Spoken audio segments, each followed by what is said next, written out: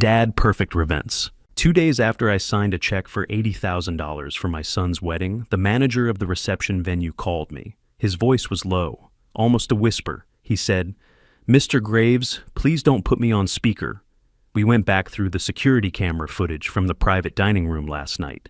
You need to come see this yourself. Please come alone, and don't tell your wife anything. My name is Leonard Graves. I'm 67 years old. I built Graves Freight and Transport from one broken-down truck and 30 years of mornings that started before the sun came up. I've negotiated with men who wanted to put me out of business. I've weathered recessions, fuel crises, and contracts that fell apart overnight. I thought I had a pretty good read on people. I was wrong about the ones closest to me. I was sitting at the kitchen table with my coffee when Rodney called. Rodney had managed the banquet operations at Clover House for 10 years. Professional, reliable, not the type to get into other people's business. So, when I heard the shake in his voice, something in my stomach dropped straight down. Gloria was in the next room. I could hear her humming to herself while she arranged flowers on the sideboard. White lilies, the same ones she orders every week like clockwork. 38 years I'd woken up next to that woman. 38 years I thought I knew exactly who she was and what she was about. I told her the call was from my insurance broker. Then I grabbed my keys and walked out to my truck. Rodney met me at the side entrance of the venue, away from the parking lot. He looked like he hadn't slept. He walked me back through the kitchen corridor to a small security office, sat me down in front of a monitor, and hit play without saying a word. The timestamp read 11:52 p.m., about 45 minutes after the last guests had cleared out of Darnell's wedding reception. The private dining room was supposed to be empty. The cleanup crew wasn't due until morning. The door opened. Gloria walked in. No limp. She'd been complaining about her knee all week, enough that I'd offered twice to get the car and bring it around front. She walked straight to the bar cart and opened a bottle of champagne, like she'd done it 100 times in that room. Confident, relaxed. A completely different woman than the one who'd squeezed my arm and cried during the toast 2 hours earlier. A minute later, another figure came through the door. Carlton Webb. Carlton had been my company's head accountant for 8 years. I trusted that man with everything. Payroll, contracts, quarterly filings, end-of-year taxes. He sat at my right hand in every financial meeting I'd had for nearly a decade. He called me Leonard. He came to our 4th of July cookout every year. His kids sent me a card last Christmas. He closed the door behind him. Gloria handed him a glass. To the man who never looked up from his invoices long enough to see what was happening right in front of him, she said. They clinked glasses. I sat in that chair and felt something go very quiet inside me. Not panic, not rage, something colder than either of those. The video kept playing. Gloria sat down on the couch and kicked off her heels. Carlton loosened his tie. They talked like two people who had been waiting a long time to finally exhale. Darnell actually cried when Leonard handed them the deed, Gloria said. She shook her head slowly. He handed over a $450,000 house like it was a birthday card. Carlton swirled his glass. Once the business transfers, that's just a line item. We just need Leonard to stay on his feet long enough to sign the paperwork, Gloria said. After that, she paused, took a sip. His heart can do whatever it wants. Rodney reached over and stopped the video. He looked at me. He didn't say anything. He didn't need to. I asked him for a copy of the footage. He handed me a flash drive he'd already prepared. I thanked him. I shook his hand. I told him he'd done the right thing and that I wouldn't forget it. Then I walked back out to my truck and sat in the parking lot while the morning traffic started building on the overpass above me. I didn't cry. I didn't hit the steering wheel. I just sat there and let it settle. 38 years. The lilies every week. The hand on my arm at the wedding. His heart can do whatever it wants. I had one question that mattered right now, and it wasn't about Gloria or Carlton. It was about my coffee, the cup that was sitting on the counter every single morning when I came downstairs. The one she made before I was even fully awake. The one I'd never thought twice about drinking. I pulled out of the parking lot and drove north. I didn't go home. I had a stop to make first. Philip Garrett ran a private diagnostics lab that I'd helped keep open 6 years ago when his university grant got cut. He was thorough, discreet, and fast when it mattered. I called him on the way and told him I needed a full blood panel, rush order. He asked no questions. I walked in, rolled up my sleeve, and sat down in the chair. Then I called Adrienne Pace and told her to clear her afternoon. Adrienne Pace had been my corporate attorney for 11 years. She cost me $900 an hour and had never once given me advice I regretted taking. When I walked into her office that afternoon and laid the flash drive on her desk, she watched the footage without a word. When it finished, she closed her laptop, folded her hands, and looked at me. "How do you want to handle this?" she asked. That was the thing about Adrienne. She didn't tell me what to feel. She didn't try to soften it. She just asked the only question that mattered. I told her I wanted it done right. No shortcuts. I wanted every account frozen quietly. No notifications sent to the house address. I wanted a full forensic audit of Carlton's work going back 8 years. And I wanted a trust structure ready to transfer the company the moment we had enough to walk into a courtroom. She started making calls before I was out of my chair. Philip called me at 4:30 that afternoon. He said my warfarin levels were running at 4 times the therapeutic range. I'm not prescribed warfarin. I'm not on any medication that interacts with it. At that concentration, he explained, a minor fall, a sudden spike in blood pressure, even a bad night's sleep could trigger a hemorrhagic stroke. It would look like what happens to a 67-year-old man who worked too hard and didn't take care of himself. It would look like nobody's fault. I sat in my truck in Philip's parking lot for a few minutes after I hung up. I thought about every morning for the past, I didn't know how long, every cup of coffee waiting on the counter, every time Gloria told me to slow down, that the stress was bad for my heart. Every time I thought that was her way of looking out for me. I drove home. I kissed her on the cheek. I told her I was tired. I went to bed early and lay there in the dark, listening to her move around the house below me. The next morning, I came, downstairs. The coffee was on the counter. I thanked her for it. I carried it to the den, set it on the side table, and switched it out for a glass of water when she went to check the mail. I did the same thing the next day, and the day after that. I bought a button camera, the kind that mounts flush with a shirt button, and started wearing it. Day 3, I ran into Carlton at the diner near the office. It wasn't accidental. I knew his schedule better than he thought I did. I told him I'd been feeling worn down since the wedding, that I was thinking seriously about stepping back from the business. I said I was tired of carrying the weight alone. He kept his expression steady, but his eyes moved just a little too fast, the way they do when a man is running numbers in his head while trying to look relaxed. "You've earned the rest, Leonard," he said. "Let the people around you step up. You don't have to hold everything together by yourself." I nodded slowly. I told him that sounded like the right call. That same week I had lunch with Vivian, Darnell's wife. I kept it casual, told her I was thinking about restructuring the company trust to make sure the family was protected long term. I asked for her thoughts, said I valued her perspective. She was measured at first, careful. But greed has a way of outrunning caution. And within 20 minutes she was telling me that the business should move into a joint family account, one she and Darnell could access when the time was right. She said it like she was doing me a favor, like she was the one looking out for the family. I asked her what she meant by when the time was right. She smiled and said, "When you and Gloria are ready to fully let go." The button camera caught every word.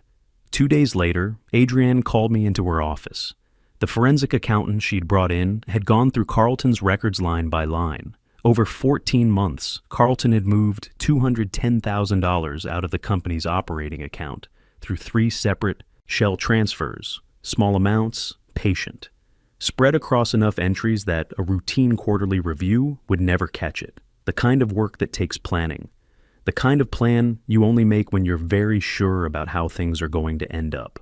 I sat at Adrienne's conference table and looked at the documents spread out in front of me, column after column of dates and amounts and account numbers, 8 years of Monday morning handshakes, 8 years of Christmas bonuses, 8 years of a man sitting inside my business and quietly preparing for the day I wouldn't be there to ask questions.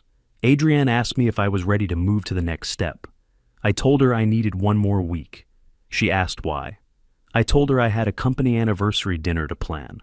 Graves Freight and Transport had been running for 30 years. I'd been putting off the celebration for months. Too busy, too much going on with the wedding preparations. Now I had a very specific reason to stop putting it off. I wanted the right people in the room. I wanted the right setup. And I wanted every single person who had ever trusted my name to be sitting there when the truth came out. I called the venue, I called the AV company, then I called Bernard Holt. Bernard Holt had been chief of police in our district for 12 years. We'd known each other longer than that, back when he was still in a patrol car and I was still driving my own routes. He was the kind of man who listened to everything before he said anything. When I sat across from him and walked him through the footage, the blood work, the financial records, and the recorded conversation with Vivian, he didn't interrupt once. When I finished, he was quiet for a moment. Then he said, "Leonard, what do you need from me?" I told him I needed 4 officers in plain clothes at the anniversary dinner. I needed arrest warrants ready for Gloria and Carlton, and I needed him to trust me on the timing. I would give him a signal, and not before. He looked at me for a long moment. Then he nodded and said he'd be there himself. I spent the next few days getting the dinner ready.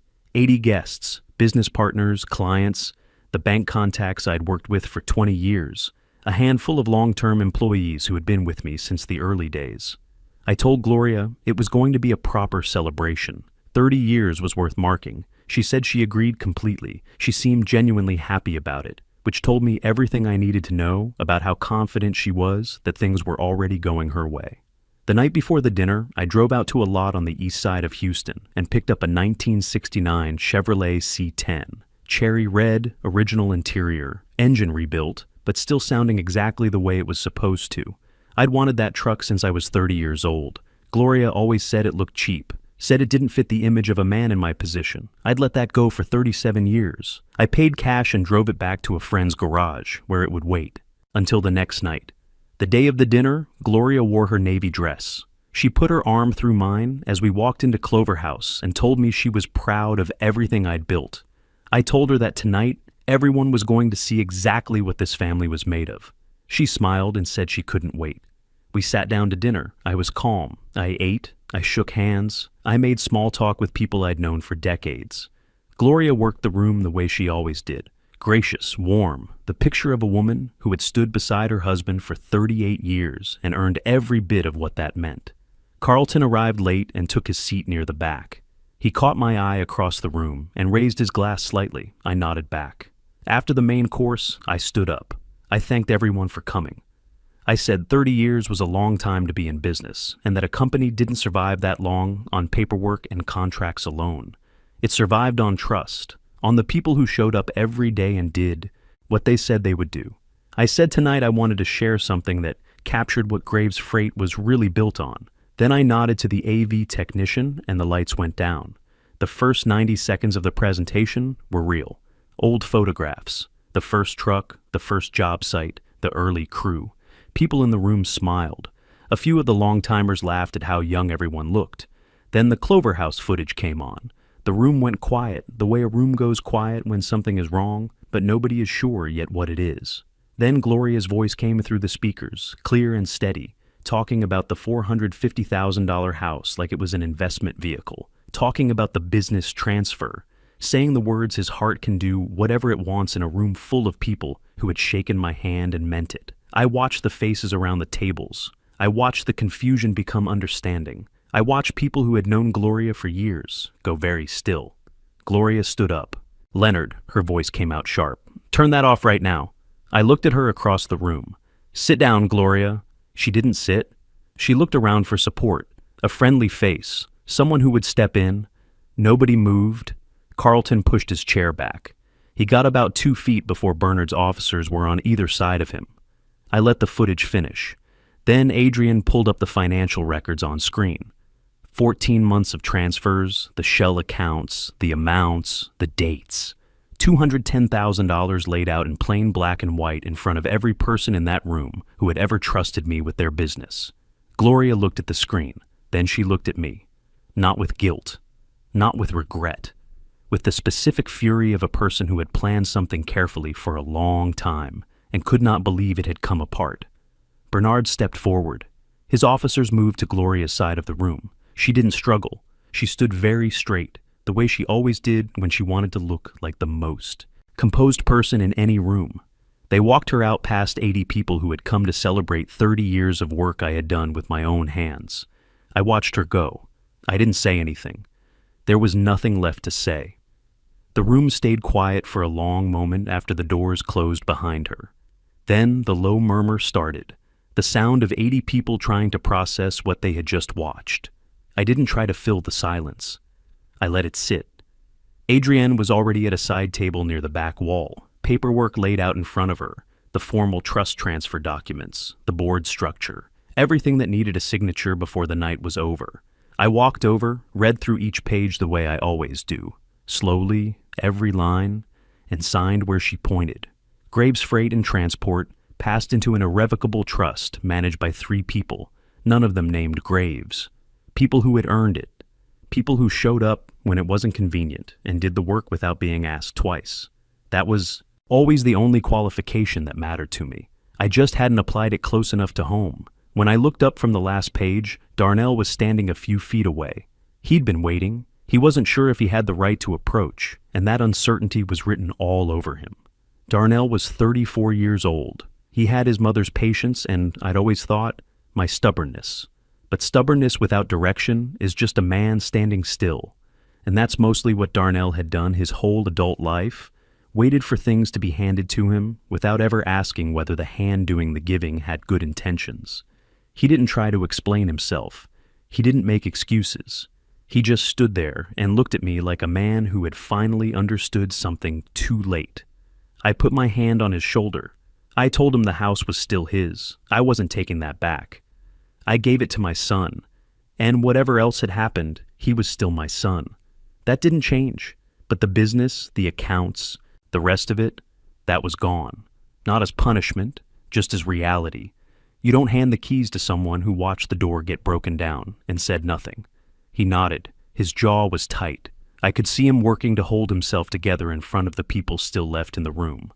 I told him the only advice I had left to give him was the same advice nobody had given me when I was his age. Start with what you have, not with what you think you're owed. Work until the work means something, and be very careful about who you let stand next to you while you do it. He didn't say much, just nodded again. Then he shook my hand, firm, the way I'd taught him when he was 12 years old, and walked out. I stood there for a minute after he left. The room was mostly cleared out. A few of the long-timers were still at their tables, not sure if they should stay or go. I told them to finish their drinks. They'd earned a slow evening. I went back to the family table to collect my jacket. Gloria's purse was still on her chair. Next to it, sitting on the white tablecloth, was the watch she gave me on our 20th anniversary. A good watch, heavy. The kind that's meant to mean something. I had taken it off earlier in the evening and set it down when I went to check the AV setup. I hadn't put it back on. I looked at it for a moment, then I left it there and picked up my jacket. Outside, the Houston night was warm and thick the way it gets in late spring. The kind of air that reminds you the city is built on flat land and doesn't apologize for it. The parking lot was mostly empty. A few of the last guests nodded to me as they passed. A couple of them shook my hand without saying anything, which was exactly right. Parked under the lights at the far end of the lot was the C10, cherry red, chrome bumper catching the light. Sitting low and steady the way those old trucks do, like they're not in any particular hurry, but they'll outlast everything around them. I'd had it detailed that afternoon. It looked exactly the way I'd pictured it for 37 years. Every time Gloria said it was the wrong image for a man in my position, as if I'd spent 30 years building a freight company to worry about image. I unlocked it and climbed in. The seat was worn leather, soft in the right places. The steering wheel was the original, thick, simple, no screens or sensors or anything that needed a software update. The dash smelled like old vinyl and something faintly like motor oil, which has never once in my life been a smell I minded. I turned the key, the engine came up on the first try, a low, steady rumble that you feel in your chest before you hear it with your ears. I sat there for a moment with my hands on the wheel and let it idle. I thought about the first truck I ever owned, a 1987 Ford with a cracked windshield and a heater that only worked on the driver's side. I drove that thing 14 hours a day for 2 years before I could afford a second one. I ate lunch in the cab more, times than I could count. I knew every sound that engine made and what each one meant. I hadn't thought about that truck in a long time. I put the C10 in drive and pulled out of the lot. I didn't have a destination. I had a bag behind the seat with a few days' worth of clothes and Adrienne's number saved in my phone. Everything that needed handling was handled. Everything else could wait. I got on the highway heading west and let the city fall away behind me. The road opened up the way it does once you clear the last of the overpasses, and the sky got wide and dark and full of stars that you can't see from inside the city limits. 67 years old, a company I'd given to people who deserved it. A son I'd have to figure out how to love differently going forward. No one in the passenger seat. No one deciding which lane I should be in. Just the road and the engine and the kind of quiet that doesn't feel empty. I had worked for 30 years to build something worth leaving behind. Turns out the most important thing I left behind was everything that had been holding me in place. The highway stretched out ahead of me, and for the first time in longer than I could honestly remember, it felt like mine. That was enough. That was more than enough. I spent 38 years thinking loyalty was something you built over time. What I learned is that time just makes a betrayal more expensive. It doesn't make the person more trustworthy. Watch what people do when they think you're not looking. That's the only resume that matters. The hardest thing a man can do isn't starting from nothing. I'd done that at 30, and I knew how. The hardest thing is walking away from something you built with your own hands because the people inside it stopped deserving it. But once you do it, once you actually let go, you find out the weight you'd been carrying wasn't the business, it was the wrong people.